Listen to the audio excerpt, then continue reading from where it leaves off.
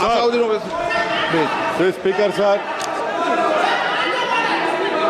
Speaker sir.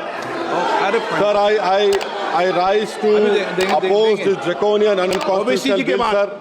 OBC के बाद sir मुझे सिर्फ 2 मिनट दीजिए सर. ओबीसी के बाद Sir, this bill violates the right to democratic self-government, which is part of Article 1419. And if a legislative assembly is dissolved, sir, and midterm elections are conducted, the tenure of that assembly will not be for 5 years, sir. This in itself is a violation of parliamentary democracy, which envisages a tenured legislature. Sir, constitutional scheme makes it clear that once elections are conducted, the House should have a right to function for next 5 years. This is a violation of basic structure.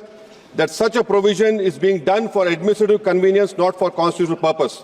Sir, the principle of federalism means that states are not mere appendages of the center. States are not dependent on the union for the existence. This is the violation of federalism, sir. Sir, in conclusion, Parliament is not competent to make any law that violates fundamental rights or the basis of the Constitution, sir. This bill indirectly introduced a presidential style of democracy.